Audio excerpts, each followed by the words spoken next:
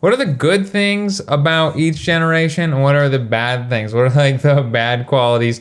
Not necessarily each generation, but because I feel like, well, the big ones we're talking about.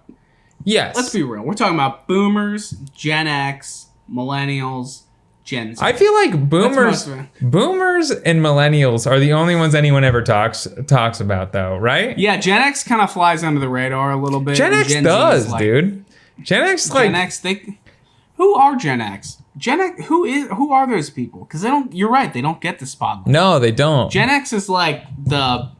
How old are they now? You know, Gen X is. They're like the 36 to like 47 years old, maybe something like that. 36 to 50, something like that. But it is weird. It's just like you don't hear much of.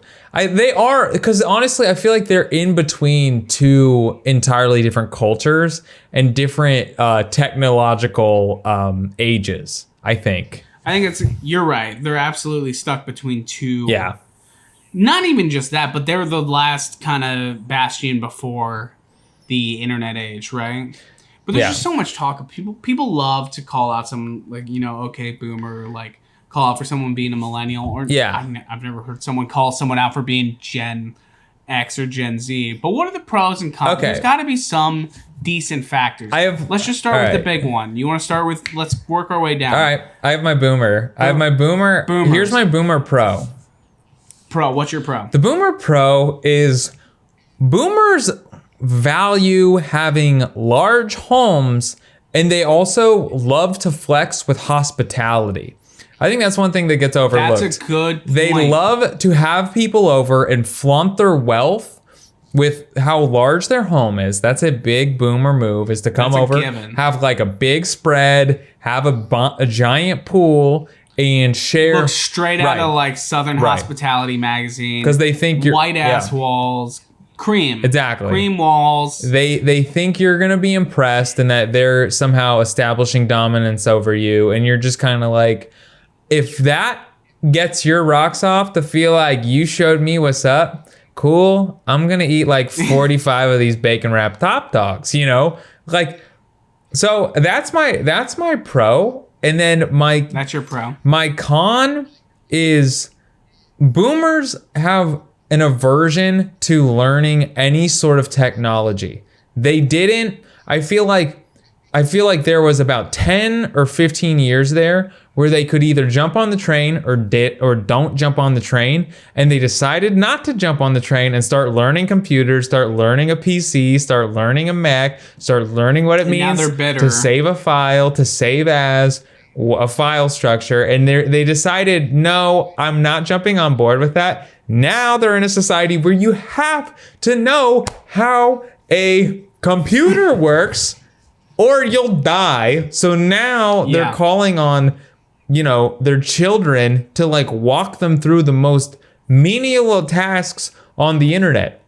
So that's like my main frustration is like... You think that's where the anger comes from? It's frustrating to me because it's like, okay, well, you guys just decided to like be lazy and not learn how to use a phone. Like, I mean, my parents are pretty fine, but you ever just have someone they're like, can you help me do something? Because I'm like, no, I'm not going to, because you know nothing. You don't even have a base knowledge of how this works. So if I were to explain something to you, it's not like I'm like explaining it to you at a very high level, because I can explain to you at the highest level. You don't even understand enough to go to the base level. You know, it's like explaining like calculus. Yeah, like how the fuck do you expect me to fix your fucking router when you think the Chipotle app's like impossible? Right. You know what I mean? Like what the fuck's gonna happen when I leave? Yeah. You know what I mean? Exactly. You're 100% right. Yeah. Like but some of them made the right choice. Some of them jumped on. You know, my mom's pretty computer savvy. She can do it. She can run it. Yeah. My mom fucks with Excel, dude. Yeah. She loves Excel. All right. But my dad, you know, he's just discovered Facebook groups. So like he's gone. You know what I mean? I don't know what the answer is. I agree with that though. Like many of them willfully chose to stay off the boat. They bet. Yeah. They bet. They bet poorly. Well, it was also lazily. The efficiency of the internet called their bluff. I'm going bad on boomers because it was everyone is. It was a lazy choice. It was like Because computers, as a man that works on computers every day, computers are hard. And so when things get, it's the idea of when things get complicated and difficult to understand and you just say, whatever. I think it's less laziness for boomers. I think it's less about laziness, and I think it's more about like a certain level of like arrogance. That millennials and boomers are the exact same thing. They're both arrogant because they've given treasures that the generation before them kind of earned. Okay, yeah, right? sure. Like the greatest generation is what create. Like, listen, greatest is certainly up for debate, especially nowadays. But the greatest generation, we're talking about like, World War II, whatever. They created like this weird, not so great, but on paper good, 50s society of like wealth on the outside, home and cars and building cars, and more and more cars and infrastructure and things like that. And then boomers just kind of sat, smoked pot through like the 70s and reaped the benefits of it, going to Fog concerts, which is great. That's what I do. Yeah. You know what I mean? Because I'm a millennial. But I think the decision not to get on board with technology is less on that. I think it was more so they were like, I don't think it's gonna stick. This world's good. We're all on top. This is where it's at. It's 1989. I'm king shit running a desk job at some weird bank. Like, nobody's changing my game. And then it changed on. That kind of leads to my pro. I guess I would say for boomer, my pro for boomer is, and I hate to admit this, but I think they're the only people who actually know how to run a business. Like, I don't know anyone my age who I would ever trust with even starting to learn how to run a business. Like, I don't know anyone that responsible. Or like I grew up in a world, they didn't even teach you how to like balance a checkbook. Not that that's a thing anymore. Or like, I went to school where they taught I learned different, Latin grammar, syntax questions, and I didn't learn how to apply for a loan. Right. So like, I think they're the last people who know how to run businesses well, because also new businesses are kind of stupid. Like, you ever think of like a company now, if you started like a printer company in the 80s, you'd probably name your company like Stark Tech or something. But if you start a printer company now, it's like paper time, and it's like, what the fuck is that? Make that money. Why are you trying to be my friend? The millennial is the reason we have all these companies trying to be our friends now, and everyone hates that. Yeah. So, point boomers. Be a dirty capitalist and own up to it. Well, you know what I mean? I want the line clear. I respect that. I want the line clear. Yeah, dude. I hate any. I just want a business that's like, hey, we made a good product that we want to sell to you for less than our competitors. I'm like, that's fine. Where do I put my credit card information, But I do. I'll be at Sears tomorrow. Sears is the boomer. Boomers are Sears. That's what it is. Well, Sears said, fuck this. We're not doing an online store. Dave Wade has a good joke about this. It's like, there was a meeting at some point in Sears headquarters where the whole table was sitting around and they're like, hey, I think we should start an online store. He's like, shut up, nerd. Yeah. Not doing it. All right, fuck that. Where people can go buy their tires and their grill covers, Yeah. Yeah. No, but the thing, there are a lot of, there are a lot of businesses, though, that only survive because boomers are lazy. Case in point, Sears probably only survived for so long is because boomers are, because there's a lot of people that are like, oh, I need to buy, like, what's an Amazon? Like, I buy, like, cat litter. Like, I ain't going to the store. I ain't dragging, like, 10 pounds of cat litter back to my home, But there are, like, boomers that are turning, like, 70, and they're trying to, like, carry 10 pounds of cat. Like, get that ordered on Amazon. Like, and you, like, so there are businesses that are, like, mom and pop store. Also, dude, you know what? I think we're 10 minutes in.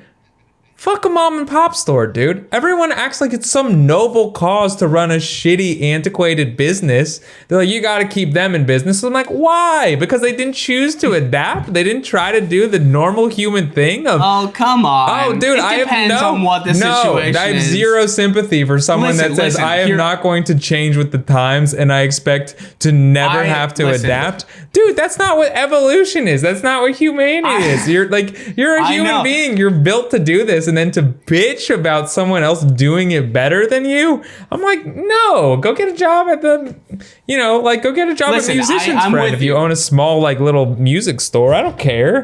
What am I supposed to be? I have no sympathy, man. I don't get this whole, well, it's, Grant, what are they going to do? I'm like, maybe have adapted 20 years ago? Maybe have, stayed up on their industry? I'm saying it's hard, dude. Listen. You're looking at it from a dirty capitalist mentality, which is okay. This isn't evolutionary. This isn't biological. Evolutionary standpoint is things change and you need to adapt. It's not though because those people. Not being able to use technology isn't what necessarily killed them. It's giant companies being able to replace them overnight killed them. You know what I mean? It doesn't matter if they have an online store. As long as Amazon can make fucking guitar strings 10 times cheaper than Willis Music or wherever the fuck you go, they're going to get plummeted. So, I agree with you in principle. I'm not out here, fuck a little miniature store. Some old lady with little miniatures all over the place and little weird glass teacups. Fuck, I don't give a shit about that. Right. But come on. If you got a little small music shop, it's a little bit more ethical because you're putting money back into your own community. If that's where you live, I mean, I'm not that type. You don't give a fuck. No. You value convenience and price over. And the fact of the matter is, everyone some guy does. Named Ron. Because you can, anyone. Of course, everyone does. That's why they're all going out of business. But this is what I'm saying. I know this is what's frustrating to me because everyone's like, you don't care about the mom and pop stores. I'm like, let's take me out of it for a second. When was the last time you didn't buy guitar picks from Musician Friend? Or a better example, you might have bought your guitar picks from the place down the street, but when you actually wanted a good guitar with a good warranty on it, you went to Sweetwater. And you're not going to go to the mom and pop store because it's probably $100. I don't even think they're doing good anymore. Yeah, I don't know. We're off topic, though. We're ranking generations. We need to get back to it. Well, I feel like that was part of it. I feel like that was good. It was part of it. But we got to... Gen X. You go. I don't really know who the fuck Gen X is anymore. You know what I mean? They're just basically invisible in society because people only care about Karens and 13-year-olds making TikTok videos. Yeah. The public view doesn't go any deeper than that anymore. Yeah. Gen X. Dude, I guess they made we can just toss some Gen X, music. Dude. I guess they started goth music. I guess I don't know. What did they do? What did Gen X really accomplish? Yeah, I guess. Because I even think. I'm a millennial. Yeah, I guess, you're Kurt Cobain. Yeah, Gen X. Yeah, you know what? You want to just skip them? Fuck a Gen X. I don't have anything. They didn't do anything. So many people are getting pissed listening to this right now. I have They made good music. Like what? They made something that was little fucking... I don't know, but they just changed it up a little bit from, Roy Orbison and something like that. Roy Orbison's tight, dude. Roy Orbison is tight, but that's not the point. Roy Orbison represents old white dudes, okay? That's the point I'm making. Okay, right? sure. He was the oldest of the old white dudes, And then they came in, Gen X came in, and they said, we fucking hate Reagan, and we like Depeche Mode. I guess that's all they really did. All right, Gen X gave us Depeche Mode. So millennials, they're the only people who know how to actually use computers and navigate the internet world. Cons, we're doing shit like making sovereign citizen videos and stolen valor videos on YouTube. What is our contribution that great? I don't know. Maybe it's too early to tell. Maybe I'm downplaying it. Maybe our contribution's one of the more significant, and when all the dust settles, millennials are going to be one of the more revered generations. I don't know. What do you think? I think we're going to be known. I think what we're going to be known for is... Two millennials saying that we're going to be remembered? No, this is what... I really believe this, and I think it's true. I think we're going to be known for actually making a lot of social change and we're going to be rectifying a lot of injustices. A lot of things, which we have done. But our intentions were never pure. But by fueling, it was always a self-interest in everything we did. It was always a self-interested narcissism in everything we did. But I think we're gonna notice that like the intention never mattered of millennials because they made progress despite you think the their narcissism. intention. You think the narcissism will slip through the cracks of history, like that? I think it's fueled a lot of progress. I think it's fueled so much because I think about, gay marriage is now legal. Even like the Me Too movement, man. Like I think I think back a lot of those Me Too posts. A lot of them were just like self-serving, stupid posts that were just from people or just like different activist events and things that I was like, well, this isn't, the message is kind of clouded, but inevitably it culturally changed everything. So there's part of me that's like, hey man, it doesn't really matter what your intention was. Even when people, when people make fun of like influencers who are trying to like, leverage like BLM for their own benefit. There's part of me that's like, you know what? Even them doing that is doing something because it's keeping it in the zeitgeist. So part of me, I think it's going to be this like unintentional correction of society. So I think if you want to let narcissism to fuel progress, why not, man? Why? I think that's what millennials' legacy is going to be. I think you're right, dude. I hope you're right. I should phrase it like that. I hope you're right.